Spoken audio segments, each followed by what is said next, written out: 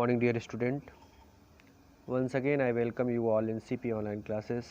I am Arvind Dubey. Today I am going to teach you Fight for Right, the left part of the Fight for Right. It was a year long struggle. आपको यहाँ से देखना है. It was a year long struggle. यह सालों का संघर्ष था. African American refused to use buses for a year. African American को बस का यूज करने से मना कर दिया गया. अफ्रीकन अमेरिकन रेफ्यूज कर दिए, मतलब ये लोग खुद बस का यूज करना कि हम लोग बस का यूज नहीं करेंगे. The bus company lost A lot of money. बस कंपनी को बहुत ज़्यादा घाटा हुआ इसमें. And in the course of boycott a young leader doctor Martin Luther king JR. यहाँ पर एक नया नेता उभर कर सामने आए जिनका नाम था doctor Martin Luther king.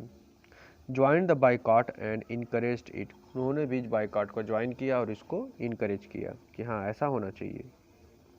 There was a lot of publicity. Finally a year later in 1956 the buses were integrated. That means segregation was stopped in Montgomery buses. ये बात है 1956 की, जब यह निर्णय लिया गया कि द बसेस वर इंटीग्रेटेड, बस को एकीकृत किया जाएगा. एंड इसका मतलब कि सेग्रेगेशन मतलब जो पृथकीकरण था, अलगाव था, उसको स्टॉप कर दिया गया मॉन्टगोमरी जो ज़िला था वहाँ पर. Mama you said segregation was stop. आप कह रही हैं कि अलगाव, सेग्रेगेशन मतलब होता है अलगाव. कैसा अलगाव? कि बस का यूज नहीं करना, अलग रहना, ये स्टॉप कर दिया गया. Mamma you said segregation was stopped in Montgomery buses. What about other places and facilities. आप कह रही हैं कि मॉन्टगोमरी में बस का यूज स्टॉप कर, बस का use. Mama you said segregation was stopped in Montgomery. आप कह रही हैं कि हाँ मॉन्टगोमरी में बस का यूज सेग्रेगेशन को स्टॉप कर दिया गया, मतलब पृथकीकरण, अलगाव को ख़त्म कर दिया गया कि हाँ आप सब लोग एक साथ जैसे रहेंगे. अदर प्लेसेस पे क्या हुआ? Pleased at the daughter's alertness she replied. Pleased at her daughter's alertness. Daughter के, बेटी के प्रश्न में अल्टरनेस देख करके, परिवर्तन देख करके उन्होंने रिप्लाई दिया. Rosa Parks defiance. अब डिफाइंस क्या होता है? Challenging attitude.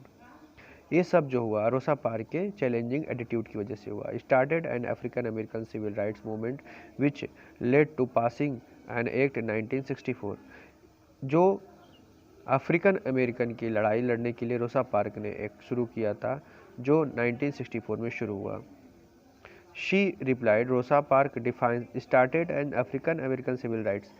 African American civil right मतलब अफ्रीकन अमेरिकन के जो नागरिक थे उनका युद्ध हम कह सकते हैं, मूवमेंट कह सकते हैं. Which led passing act in 1964, जिसकी शुरुआत 1964 में हुई थी. By president Lyndon by president Lyndon Johnson. यहाँ पर एक प्रेसिडेंट है लाइडन जॉनसन के द्वारा. It banned discrimination based on race, colour, religion, sex, national origin. उन्होंने इस चीज़ पर बैन लगा दिया, पाबंदी लगा दी कि किसी भी व्यक्ति के साथ किसी भी प्रकार का भेदभाव नहीं होना चाहिए. किस के आधार पे? रेस के आधार पे, कलर के आधार पे, रिलीजन के आधार पे, सेक्स के आधार पे, नेशनल रीजन, मतलब किसी भी प्रकार का भेदभाव नहीं होगा. अब यहाँ पर but the real victory was own in 1965. अगर वास्तविक विजय की बात की जाए तो वो 1965 में मिली.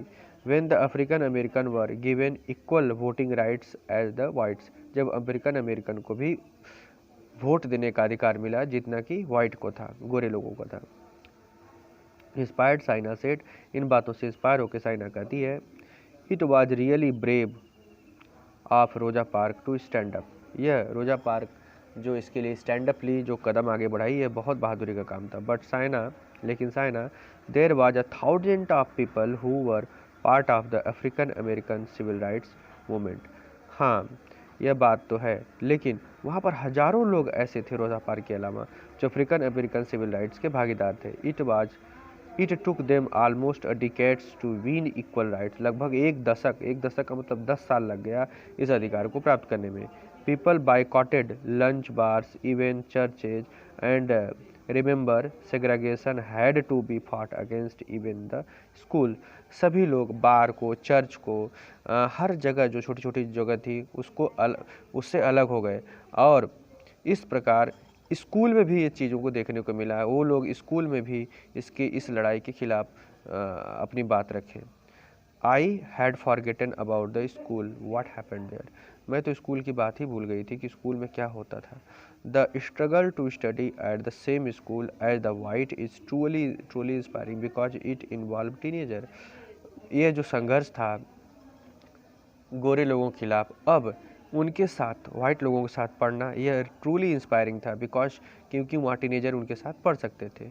Y don't you find out about an incident now known as Little Rock 9। Why don't you find out about, अब तुम क्यों नहीं खुद से अपने से इस प्रकार के इंसिडेंट ढूंढो और उसके बारे में जानो। As Little Rock 9, Little Rock 9 अपनी बेटी को कहती है। ही ऑन इंस्पायर्ड साइना। अब यहाँ से वह भय से इस प्रकार की जानकारी से, और मतलब होता है भय से इंस्पायर होना, साइना इंस्पायर होती है। एंड साइना कहती है Saina had got an idea for her history project. उसको अपनी हिस्ट्री प्रोजेक्ट बनाने के लिए उसको एक आइडिया मिल गया। She wanted her friends to know how the black people had struggle for equality in America. अब उसको ये चीज़ जानने का वो इस चीज़ को जान चुकी थी। वह इसमें mask she wanted her friends to know, वो चाहती थी कि उसके दोस्त भी जाने कि किस प्रकार से काले लोग अमेरिका में स्ट्रगल किए थे। She wanted others to know about the African American civil rights movement. वह ये भी चाहती थी कि और लोग भी जाने कि अफ्रीकन अमेरिकन जो सिविल राइट्स था, नागरिकों को लेकर के आंदोलन था, उसके बारे में उसके दोस्त जाने, इसलिए वह इस पर प्रोजेक्ट बनाना चाहती थी। ये लेसन फिनिश हो गया। Thank you, have a good day.